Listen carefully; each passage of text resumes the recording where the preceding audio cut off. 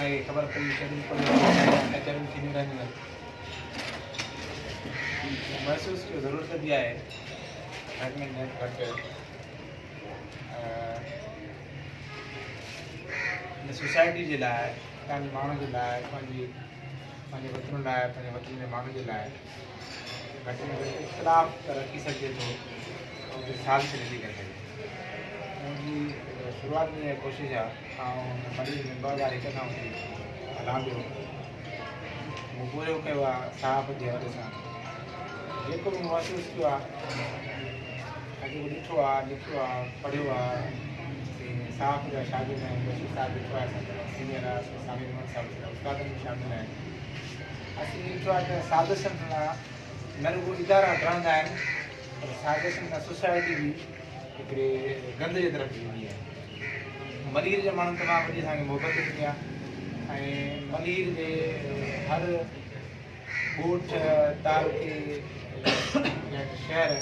जे माण्हुनि असांखे जीअं में जयूं ॾिनियूं आहिनि असां बि इहा कोशिशि कई आहे त हुन जा जेके अंज आहिनि हुननि जेके दर्द आहिनि हुननि जी तकलीफ़ूं आहिनि असां पंहिंजे कागज़ ते उतारी जेको आहे हुननि जे आला एवाननि ते पहुचायूं त जीअं मोइदान खानी तव्हांजे इब्राहिम हैदरी खानी मुबारक ॾे क्यामाड़ी ताईं असांजे माण्हुनि जा मसइला हल थी सघनि ऐं इहा ॾाढी ज़बरदस्त हिदायत आहे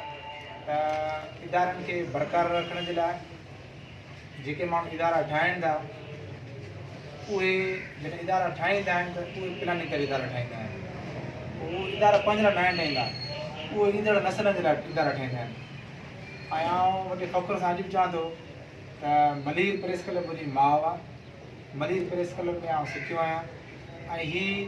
अॼु जेको आउं ॿाहिरि आहियां उहो बि मलीर प्रेस क्लब जे करे आहियां जेकॾहिं मलीर प्रेस क्लब न हुजे हा त आउं साहस ई न हुजां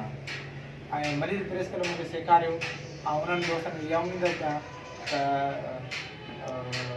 तव्हां मलीर जे माण्हुनि जे लाइ पंहिंजे हिन वतन जे लाइ हिन मुल्क जे लाइ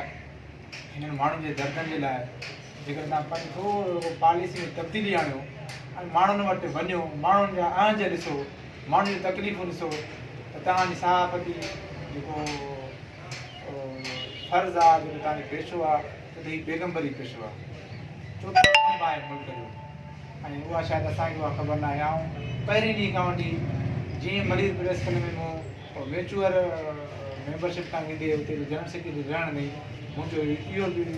उते बि इख़्तिलाफ़ हो ऐं हिन अवामी प्रेस क्लब में बि इख़्तिलाफ़ आहे त अताई साहब पैदा न कयो जेको माण्हू प्रोफेशनल न हूंदो उहो माण्हू तव्हांखे नुक़सानु ॾींदो उहो माण्हू साज़िश कंदो उहो दोस्तनि खे विढ़ाईंदो इदारे में जॾहिं साज़िशूं थींदियूं इदारा टुटंदा नुक़सानु वरी बि असांजो थींदो इन करे आउं सामी मेमन साहिब खे जज़्ब थो ॾियां हुन इदारो ठाहियो थको कोन भॻो कोन हुन वरी बि नौजवान जी टीम आंदी आहे ऐं सामी मेमन साहिब सां गॾु गुलाम अली गुंदर तव्हां सभिनी खां पुराणो मुंहिंजो दोस्त आहे मुंहिंजो प्यारो आहे ऐं हुनजे दरवाज़े ते वेंदो आहियां ऐं हुन सां गॾु तमामु घणियूं हुजतूं आहिनि ऐं गुलाम अली गुंदर मंजूर हुननि जी टीम मां इहा उमेद थो कयां हुनखे मुबारकबाद ॾियां थो तव्हां मलीर जे माण्हुनि जे लाइ जिन्हनि ही तव्हांखे हार पाराया आहिनि ही मोहबतूं आछियूं उन्हनि लाइ बि तव्हां उहे मोहबतूं रखो दिलि में ऐं उन्हनि जी तकलीफ़नि खे तव्हां साज़िश जे ज़रिए न पर तव्हां कलम जे ज़रिए तव्हां पंहिंजो कमु कयो असांजा जेकॾहिं इदारा सड़ंदा असांजा इदारा डरंदा असांखे परवाह न आहे असां पंहिंजो कमु जारी रखंदासीं जेकॾहिं असांजे लिखण सां कंहिं MPA MNA सरदार मीर पीर खे का तकलीफ़ थिए थी त इहो असांजो मसइलो न आहे इहो हुनजो मसइलो आहे जेकॾहिं हू साफ़ आहिनि हू कमु करणु चाहिनि था हितां जी स्कूलनि जी तव्हां हालत ॾिसो अस्पतालनि जी तव्हां हालत ॾिसो कंहिंखां ॻुझी कान्हे असांखे सिर्फ़ु इहो ई आहे कि अवामी प्रेस क्लब अहिड़ी जदोजहद करे जो मुस्तक़बिल जी मलीर में वॾे में वॾो इदारो थिए ऐं नेशनल प्रेस क्लब जूं समूरियूं मोहबतूं हिन इदारे खे अर्पिया